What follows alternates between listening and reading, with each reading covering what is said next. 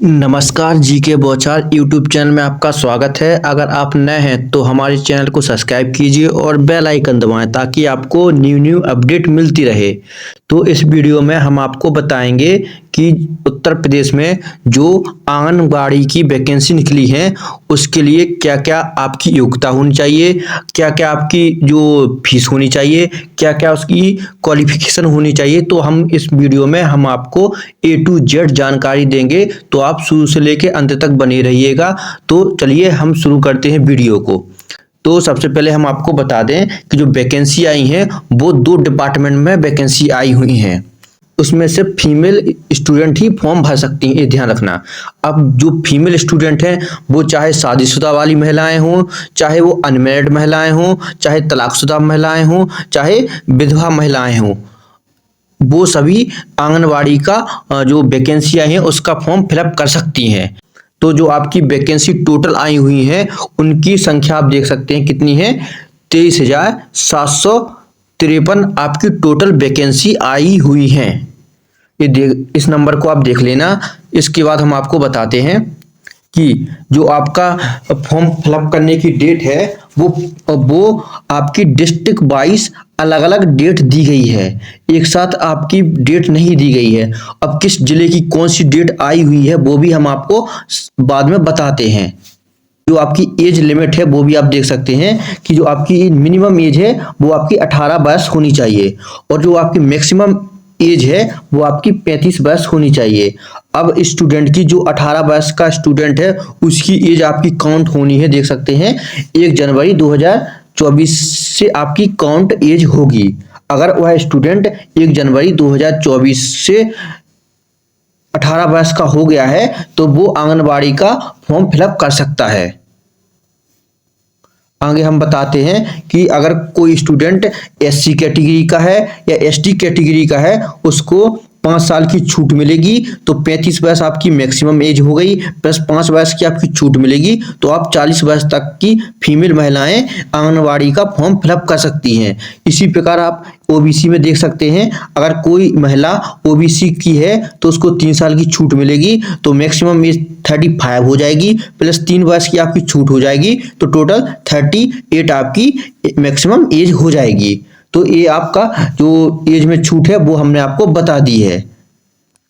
आगे आप देख सकते हैं कि जो आपकी टोटल वैकेंसी आई हुई है, जो आपकी टोटल वैकेंसी आई है 23,753, उसको 2 डिपार्टमेंट में डिवाइड किया गया है। अब वो जो 2 डिपार्टमेंट में डिवाइड किया गया है उसको आप देख सकते हैं। पहला डिपार्टमेंट है, आप देख सकते हैं आंगनवाड़ी सुपरवाइजर का ये, और दूसरा जो आपका डिपार्टमेंट है वो देख सकते हैं आंगनवाड़ी हेल्पर का। तो इन दोनों में बताते हैं हम आपको कि जो सबसे बड़ी पोस्ट होती है वो है आंगनबाड़ी सुपरवाइजर की, और उससे छोटी पोस्ट होती है आपकी हेल्पर की। आगे हम और इन दोनों को मिलाकर आपकी टोटल पोस्ट देख सकते हैं कितनी है, 23,753 पोस्ट आई हुई हैं।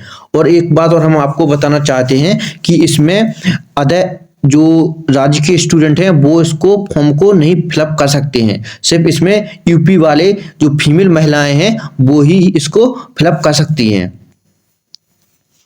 आगे हम बताते हैं कि आपकी जो क्वालिफिकेशन है क्या क्या मांगी गई है। तो आपको हम बता दें कि जो आपकी पहली पोस्ट है देख सकते हैं आंगनबाड़ी सुपरवाइजर की, उसके लिए आपके पास ग्रेजुएशन पास होना चाहिए।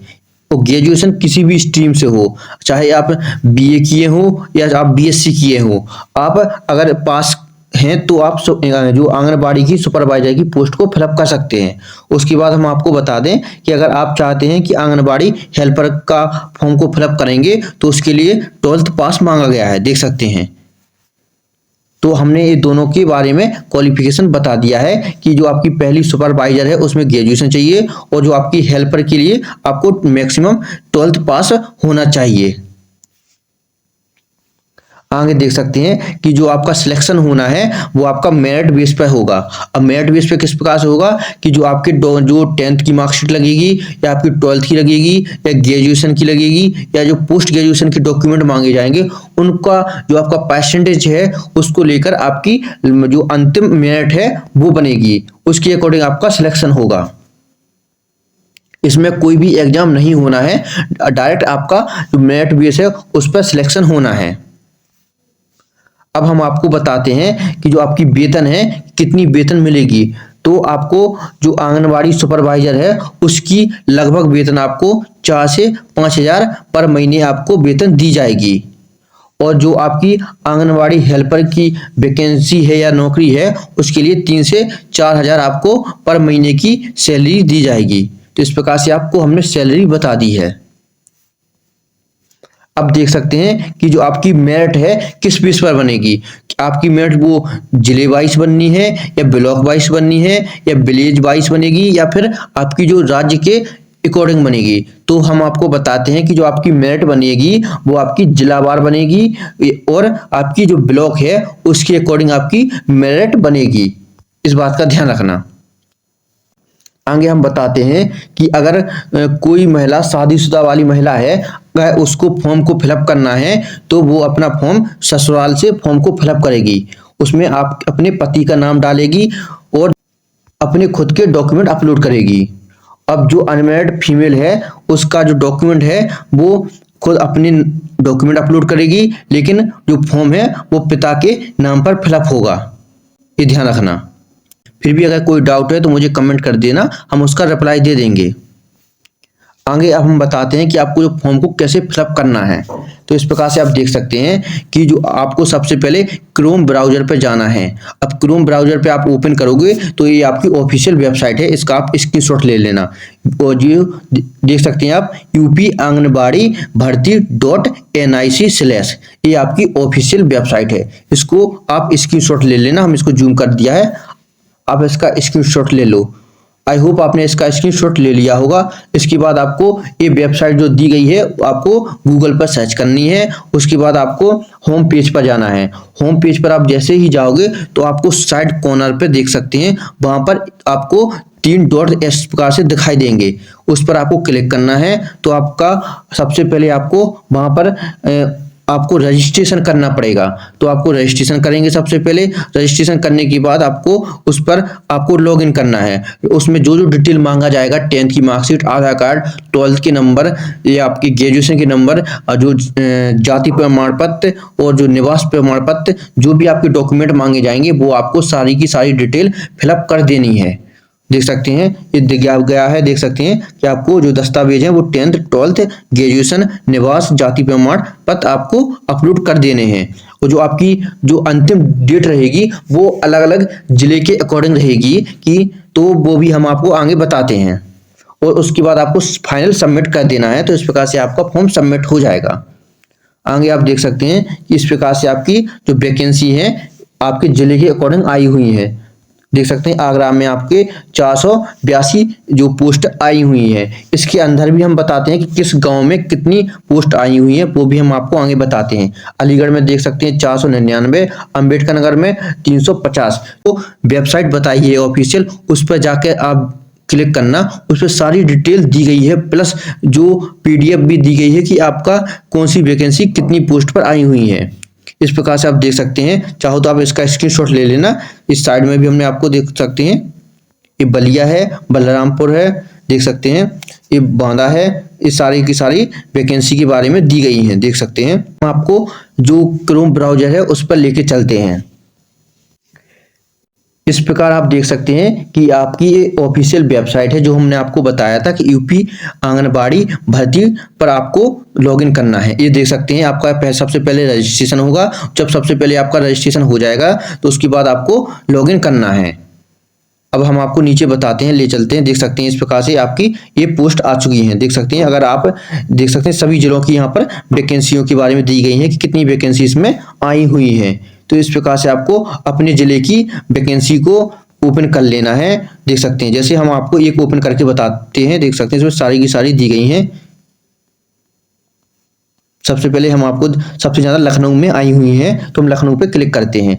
जैसे लखनऊ की PDF खुलेगी तो आप देख सकते हैं कि जो आपका लखनऊ का फॉर्म फिलअप होना है वो देख सकते हैं 21 देख सकते हैं मार्च से आपका फॉर्म स्टार्ट हो जाएगा। देख सकते हैं, और ये आपकी ऑफिशियल वेबसाइट है। आपका फॉर्म ऑनलाइन फिलअप होना है। तो इस प्रकार से देख सकते हैं ये आपके लखनऊ के जो आपके जनपद दिए गए हैं या बोल सकते हैं गांव दिए गए हैं।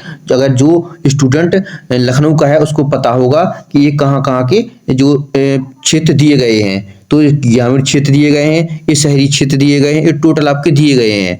तो आपको देख सकते हैं सारा का सारा, और ये आपकी देख सकते हैं जो आपका अंतिम डेट भी दी गई है लखनऊ में कि आपका जो 1 अप्रैल आपकी अंतिम तिथि रहेगी फॉर्म फिलअप करने की। और एक बात और बताते हैं कि जो आपकी फीस है वो निःशुल्क रहेगी। आप चाहे किसी भी कैटेगरी में हो, चाहे आप एससी के हो, चाहे ओबीसी के हो, चाहे जनरल के हो, चाहे किसी भी कैटेगरी के हो, फीमेल स्टूडेंट हैं तो आपका जो फीस है वो निःशुल्क रहेगी, कोई भी आपको चार्ज नहीं देना होगा। इस प्रकार से आप देख सकते हैं ये सारी की सारी इसमें दी गई है। अगर आप चाहो तो हम दूसरा भी आपको दिखाते हैं, डाउनलोड करके देख सकते हैं। ये हम संभल जिले का डाउनलोड करके हमको आपको बताते हैं। देख सकते हैं ये संभल जिले का खुल गया है। ये देख सकते हैं 14 तारीख को आपका लेटर आया हुआ था और इसकी देख सकते हैं ये फॉर्म भी 21 मार्च से स्टार्ट हो जाएगा। और इसमें देख सकते हैं टोटल वैकेंसी दी गई है कि 205 आपकी वैकेंसी दी गई है। और ये आपका देख सकते हैं ये आपकी ऑफिशियल वेबसाइट है। और आप देख सकते हैं इसकी अंतिम तिथि देख सकते हैं ये है 3 अप्रैल आपकी अंतिम तिथि है। तो आपका हम बता दें कि जो आपकी फॉर्म भरने की तिथि और अंतिम तिथि अलग अलग जिले की दी गई है। तो आपको अपने जिले का फॉर्म को फिलअप करना है तो आपको अपने जिले की पीडीएफ खोल लेना है। देखो इस प्रकार से आपको अपने जिले की देख सकते हैं यहाँ पे दी गई है। तो आपको अपने जिले की पीडीएफ को ओपन कर लेना है, उस प्रकार से आपको फॉर्म को फिलअप कर लेना है। उसमें सारी डिटेल दी गई होगी। देख सकते हैं सब। अगर आपको फॉर्म फिलअप करना है तो सबसे पहले रजिस्ट्रेशन करना पड़ेगा। तो आप ये साइड में देख सकते हैं इसमें रजिस्ट्रेशन पे क्लिक करना है। और जैसे रजिस्ट्रेशन पे क्लिक करोगे तो आपका यहाँ पर एक डिटेल खुल जाएगी। उसके बाद आपको लॉगिन आईडी पे जाकर आपको जो आईडी पासवर्ड बनाया होगा उससे आपको लॉगिन करके आपको सारी की सारी डिटेल फिलअप करनी है। उसके बाद आपको लास्ट में सबमिट कर देना है। तो आई होप आपको ये वीडियो समझ में आ गई होगी। अगर फिर भी कोई डाउट है तो आप मुझे कमेंट कर देना, हम उसका रिप्लाई दे देंगे। मिलते हैं नेक्स्ट वीडियो में। Thank you.